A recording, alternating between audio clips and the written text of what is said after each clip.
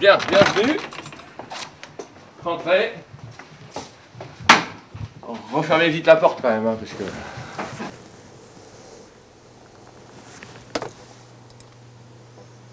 La première installation que nous avons réalisée, oui. Donc le thermostat, qui permet donc de réguler la température. Et on a vu tout de suite la différence, effectivement, lorsqu'il y en a des périodes un petit peu de variation climatique importante. Patrick fait partie des 10 familles de l'équipe du Mont Valérien qui se sont lancées dans le défi des familles à énergie positive.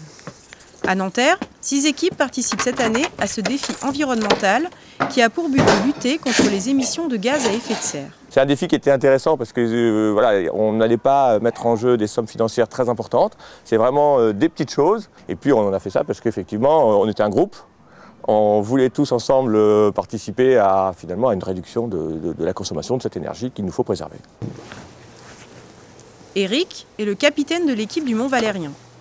Son rôle est simple, il procède à un certain nombre de tests pour évaluer quels sont les premiers aménagements à faire. Ça c'est un débitmètre, donc on mesure l'eau qui circule pendant 15 secondes et on a directement en graduation le débit du robinet.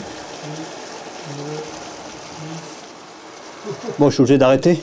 Voilà, donc là on était avant à 14, 15, 16, peut-être même 20 litres par minute. Là on a mis un écomousseur, on a 6 litres par minute. On divise par 4 la consommation d'eau. Pour faire des économies, il faut aussi surveiller sa consommation d'électricité.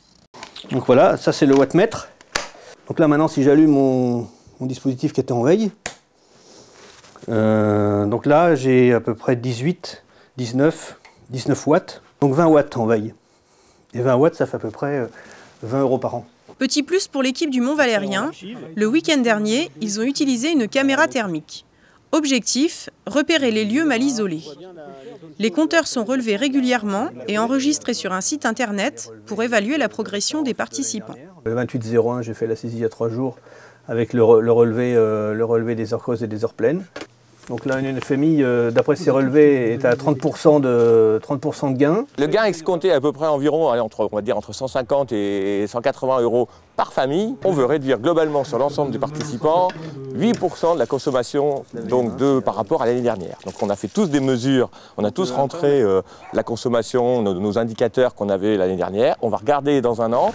Et on espère globalement avoir gagné 8%. Alors ça sera corrigé normalement des variations saisonnières effectivement, parce que si jamais vous avez un hiver très froid, évidemment qu'on aura. Mais normalement c'est prévu pour être corrigé, donc on devrait pouvoir mesurer et on espère bien, grâce à la participation d'Arnaud, de gagner.